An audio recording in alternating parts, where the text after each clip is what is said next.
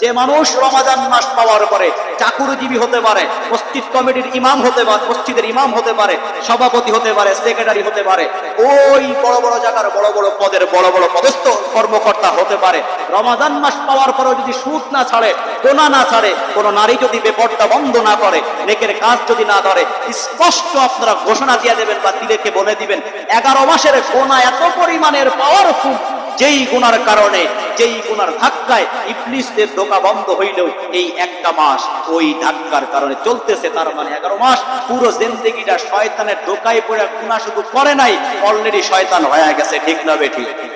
তার মানে কথা হলো, যদি শয়তান না হইতো, শয়তানের ধোঁকা বন্ধ থাকার পরেও নামাজ ছাড়তো না। বলেন ঠিক না বেঠিক? আবার বলেন ঠিক না বেঠিক? আমার মুসল্লি হইতে পারেন, আবাসিক সোনালিয়া যাক, যেই হন না কেন, আপনার গায়ে লাগলে আমার কিছু যায় আসে না। রমাজান মাসে যদি রোজা ছাড়েন সুস্থ থাকার পরেও, শরীয়ত সম্মত ওজর ব্যতীত যদি আপনি রোজা ছাড়েন, হ্যাঁ শরীয়ত সম্মত ওজর আছে, সমস্যা নাই, শরীয়ত সম্মত ওজর ব্যতীত 12 বছরের পরে যদি কোনো মানুষ রোজা ছাড়ে, যদি কোনো নারী বেপরদায় চলে, নামাজ না ছাড়ে, সুদ না ছাড়ে, ঘুষ না ছাড়ে, গুনাহ থেকে, হ্যাঁ সব পারবেন তা আমি বলবো না, পারার চেষ্টা যদি না করেন, স্পষ্ট রাসূলের ভাষা অনুযায়ী শয়তানের ধোঁকায় ওকে অলরেডি শয়তান বানায়া দিয়েছে। কথা ক্লিয়ার? যারা বলেন কথা ক্লিয়ার? এরপরে আপনি রোজা রাখবেন কি না রাখবেন সেটা আপনার ব্যাপার, আমি রাখবো কি রাখবো না এটা আমার ব্যাপার। যার যার আমল নামা শেষে বসবেন। আপনার কবরে আমি যাব না, আমার কবরে আপনি যাবেন না। কিয়ামতের ময়দানে যদি আমি আপনার পিছে দৌড়াই যে আল্লাহ আপনি ভাই ওই আমার ওয়াজ শুনি তো আমল করে নামাজ জান্নাতে যাচ্ছেন, একটা আমল আমারে দেন, আমার একটা আমল হইলে আল্লাহ তাআলা আমারে মাফ করে দিবেন, কিয়ামতের ময়দানে আপনি আমারে দিবেন না, ওটা আমি জানি। তবে আপনাদেরকে কেন বলি, কেন ডাকি, কেন সত্য কথা বলি, এই কারণে আল্লাহর পক্ষ থেকে আমার জিম্মাদারি আমি পালন করি, এটাই আমার দায়িত্ব। আপনি জাহান্নামে গেলে আমার কিচ্ছু আসে যায় না, আর আমি গেলেও আপনার কিছু আসে যায় না। আল্লাহর জিম্মাদারি পালন করে দিলাম, মানলে মানবেন, না মানলে না মানবেন। এক গন্ড আলেম আছে, বলে কথাটা ভালো লাগে যে বুঝলে বুঝপাতা, না বুঝলে তেজপাতা। আপনি বুঝবেন না বুঝবেন আমার কি। আল্লাহ তাআলা সকলকে বোঝার তৌফিক দান করেন, বলি আমিন। তার দিলের কান খাড়া আছে তো ইনশাআল্লাহ? রমজানের আসে আর 8 বা 9 দিন, এই 8-9 দিন আগ থেকেই আমাদের জীবনের পরিস্থিতি কি গ্রহণ করা যাবে যে আল্লাহ সুস্থ থাকবো, ভালো থাকবো, যদি আমি শরীয়ত সম্মত কোনো বাধা যদি আমার না থাকে, তাইলে রমজানের যে 30টা রোজা রাখবই। বলেন রাখ, বলেন ইনশাআল্লাহ। যদি হায়াত পাই, যদি সুস্থ থাকি, রোজা রাখবই। তাহলে ইনশাআল্লাহ শেষে না, ইনশাআল্লাহ কবে হবে? আগে। যদি বলেন আল্লাহ রোজা রাখবো ইনশাআল্লাহ, জায়েজ নেই। ফরজের ক্ষেত্রে কোনো ইনশাআল্লাহ নেই। ইনশাআল্লাহ মানে বুঝেন, যদি আল্লাহ চায়। তা ভাই ফরজ রোজা আল্লাহ চাবে, আল্লাহ তো চাইয়েই ফিরছে, তুমি আল্লাহরে চাওয়ার পরে থাকো। ইনশাআল্লাহ যদি রাত্রে উঠতে পারি, বা ইনশাআল্লাহ রাত্রে তাহাজ্জুদ পড়বো, আল্লাহ ওটা তোমার কাছে জরুরি ভাবে চাই নাই, তুমি পারলে পড়ো যদি সুযোগ থাকে। তো রোজা তো আল্লাহ চাইয়েই ফিরছে, তুমি এ জায়গায় ইনশাআল্লাহ লাগাই। ইনশাআল্লাহ এমন জিনিস, কেউ যেন প্র্যাকটিস করতে যায় না, খবরদার। প্র্যাকটিস করতে গেলে বিপদ। ইনশাআল্লাহ কয়ে বউ তালাক দিলেও কোনো কোনো মুফতি সাহেব বলে বউ তালাক হয় না, কারণ বউ তালাক দিলাম ইনশাআল্লাহ, আমার তো সমস্যা নাই, আপনারা মুখে বলতে চান, আমি বললে সমস্যা নাই। ইনশাআল্লাহ বউ তালাক দিলাম, তার মানে কি, যদি আল্লাহ চায় তো বউ তালাক, আল্লাহ জীবনও চাবে না তো সংসার ভাঙে, তার মানে বউ তালাক হবে। তো ইনশাআল্লাহ বউ তালাক দিলেও জীবন তালাক হয় না। তাই বলে প্র্যাকটিস করতে গেলে যদি হয়ে যায় ও সাবান, এটা জাস্ট বোঝানোর জন্য বললাম। তাহলে ইনশাআল্লাহ রোজা রাখবো ইনশাআল্লাহ, এটা না, ইনশাআল্লাহ আর এক জায়গায়। ইনশাআল্লাহ যদি হায়াত, ইনশাআল্লাহ যদি সুস্থ, রোজা রাখবই। যারা শিক্ষিত মানুষ বলেন তো, রোজা রাখবো আর রাখবোর শেষে আরবিতে আর একটা তাকিদ বলা হয়, আর ওই যে রোজা রাখবো বয়কারে বো, ওর পরে রস্যই দিলে এর ব্যাখ্যা কি আসে? আরো গুরুত্ব বোঝায় না? অবশ্যই, আর অবশ্যই এই তালিকার কারণে কি বোঝায়, এটা আরো গুরুত্বপূর্ণ, আরো তোমার সামনে ভাষাটাকে শব্দটাকে যোগ্য করে তুলবে। রোজা রাখবো, রোজা রাখবো ইনশাআল্লাহ, হুজুর হয় 6 মাস পরে ইনশাআল্লাহ। দেখবেন এটা আবার শিক্ষিত সমাজ বেশি করে, যারা অশিক্ষিত বোঝে না, যা কয় চাচা চুলা কথা হয়, রাখবো কোনো কথা নেই, রাখবো হবে। যারা এই যে বেশি শিক্ষিত, মায়ের কাছ খাটায় হবে, চাকরি বাকরি সাধু ভাষা দিয়ে থাকে, কথা ঠিক না বেঠিক? কোন সাধু ভাষা আর ওই সাধু ভাষা অফিসের ভিতরে ডগ ঢুক ওই বিভিন্ন জায়গায়। তবে আমলের ক্ষেত্রে ইনশাল্লাহ যদি হায়াত পাই, স্পষ্ট ভাষায় নিয়াত না, একদম প্রতিজ্ঞা, ওয়াদা, রোজা রাখ, ওই রোজা রাখ। এর মধ্যে 12 বছরের নিচে বয়স না 2-1টা আছে, বাকি আমরা সবাই তো সাবালেক, সবাই কি।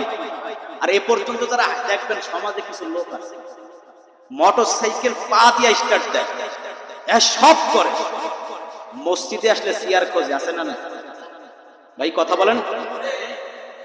আমগো মসজিদে নাই, আমি যখন মসজিদে প্রথম ঢুকছি, ঢুকেই প্রথম অভিযান করছি, চেয়ারম্যান সব বাইর করে। আমি বলছি যদি মুসল্লি চেয়ারে নামাজ পড়ে আমি খাট নিয়ে আসবো, কারণ আমার পাওয়ার বেশি না। মুসল্লি চেয়ার আনলে আমি খাটি নিয়ে আসবো। তা আল্লাহ রহমতে বুঝাইয়া বুঝাইয়া সব বাদ করছি, কোন চেয়ার টেবিল আমার এখানে নেই। কারণ আল্লাহ রসুল চেয়ারে নামাজ শেখায়নি, আল্লাহ রসুল নামাজে শিখেছে যদি পারো দাঁড়াও, যদি না পারো বসো, যদি কিছু না পারো দাঁড়াই করে সোজা হয়ে দাঁড়াও। তা যে ওই মাথার থেকে হাইটে আসলো সে 5 মিনিট দাঁড়াতে পারে, তা আপনি দাঁড়ান, দাঁড়াইয়ে রুকুতে গেছে আল্লাহ ইশারা ইশারা দিয়ে পড়েন। তাও দাঁড়ানো খাড়া হইয়া নামাজ পড়া একটা ফরজ আদায় হইল। চেয়ারে বসলে কোন ফরজ আদায়? চেয়ারে বসছেন, আল্লাহ না করুক ওযু করে যদি একটা জিম আসে, ওযু শেষ, বিনা ওযুতে তাহাজ্জুদ ওযু কবুল হবে। এইবার আসেন হাইটে চলে সব কিছু আসার পরে শহর অঞ্চলে দেখবেন সব পারে, আর মসজিদে আসলে চেয়ার আসে। এটা একটা বাটপার। এটা কি? যদি আপনি বসতে না পারেন, হাঁটতে না পারেন, শুইতে না পারেন, কোন পদ্ধতি নাই, তখনকার ক্ষেত্রেও চেয়ার না, যাতে পারেন তাদের হবে। দাঁড়াইতে পারেন, বসতে পারেন, হাঁটতে পারেন, শুইতে পারেন। রসুল বসে পাও ছড়াইয়া দাও, পাও ছড়াই দিয়া কায়দা করে বসো, ইশারায় নামাজ পড়ো, পশ্চিম দিক খালি তাকায় থাকো। চেয়ারের কথা তো রসুল কয়। এটা বোঝানোর জন্য, একটা কথা বোঝানোর জন্য মাস্টার আইসে গেল। হাইটা চললে মোটর সাইকেল স্টার্ট দিয়া সব পাবেন। ইমাম সাহেব আর মুয়াজ্জিন এরকম আসবেন, কি কবে? ইমাম সাহেব ওরে জান্নাতে ভাড়া দিয়ে আমার চাকরি নষ্ট করবো কি করতে? ওই জায়গায় তো আর দেশের ইসলাম কোনো কথা না। ও চেয়ারে বললি ওর নামাজ হবে না, আমার তো দেবেন। ওই কোনায় যদি একজন চেয়ারে নামাজ পড়ে, ওই মাথায় যদি একজন টেবিলে নামাজ পড়ে, দোস্ত দেখাই কেমন। আর এক আছে চেয়ারে বইয়া নামাজ পড়ে দিনই থাকবে, খুব আদর না, চেয়ারে বইয়া। আজ যদি 4 তলার পরে বাড়ির ফাউন্ডেশন থাকে, ওর গরমের ঠেলায় সাধারণ মুসল্লি চান্স পায় না। বলেন আছে না নাই?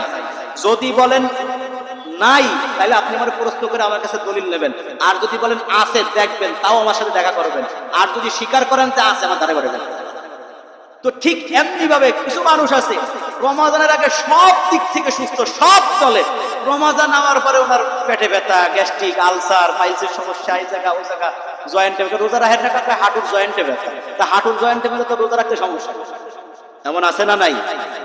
আল্লাহ তাআলা বলেন রমাজান পাওয়ার পরেও যে রোজা রাখলো না, রমাজান পাওয়ার পরে তার জিন্দেগিকে সুন্দর করলো না, বুঝবা শয়তান বাধার পরেও ওর জিন্দেগিটা অলরেডি শয়তানের মতো হয়ে গেছে। আল্লাহ তাআলা এই বদদুয়া থেকে, এই খারাপ, এই আমাদের উপরে যে তহমাত অপবাদ, এর থেকে আল্লাহ তাআলা আমাদের সকলকে হেফাজত করেন, বলি আমিন। আশা করা যায় রমাজানের আগের একটা জুমা পাবো। তো রমাজানের ভিতরে কয়েকটি গুণ অর্জন করলে আমাদের রোজা, আমাদের তাকওয়া, আমাদের মুত্তাকি হওয়ার যোগ্যতা কিভাবে অর্জন হয়, আল্লাহ দিলে আগামী জুমায় ইনশাআল্লাহ এই গুণের উপরে আলোচনা করবো, যেটা জুমার সময় পেলাম না। তবে এই জুমার মূল আলোচনা হলো আমরা রমাজানের এই বাকি 8 দিন থেকেই, যে রমাজানের মানে আগের 8 দিন থেকেই প্রস্তুতি নিব। অসুস্থ থাকলে আমরা ডাক্তার দেখাবো, গ্যাসের ঔষধ খাবো, মোটামুটি যা হোক আর না হোক, নিয়াত পাক্কা না, ওয়াদা। ওয়াদা, নিয়াত আর ওয়াদা আলাদা। নিয়াত আর ওয়াদা কি আলাদা? ওয়াদা হলো করব, থাকবো, হবে। নিয়ত হলো ইনশাআল্লাহ। তো রোজার ক্ষেত্রে কোনো নিয়ত নাই, রোজার ক্ষেত্রে ওয়াদা, এটা প্রমাণ হক। আমাদের 12 বছরের উপরে না, 15 ধরেন, 12 বছরের অনেক সময় বলে হোয়াইট হয় না, 15 বছরের উপরে বয়স কার কার একটা ডাইন হাত তোলেন তো। যেটা হাত তুলবে না বলবেন এর বয়স না বলে, কেবল দুনিয়ার জন্ম নিয়েছে। এ বেলাত কাকা বয়স কত? ডাইন হাত তোলেন, তোলেন, তোলেন, তোলেন। ওই ধরে নামান, একটা হাতও নামাবেন না। বলেন ইনশাআল্লাহ। যদি হায়াত পাই, যদি শরীয়ত সম্মত কোনো ওজর না থাকে, রমাজানের 30টা রোজা রাখবই, পাক্কা ওয়াদা। বলেন আল্লাহু আকবার। আল্লাহ তুমি এই জুমার দিনের মসজিদের এই ওয়াদাকে তুমি কবুল করো। হাত নামা। আর এই ওয়াদা অনুযায়ী রোজা রাখলে কিভাবে জিন্দেগি সুন্দর হবে, 6টা গুণ আগামী জুমায় পারলে একটু আগে আসার চেষ্টা করবেন।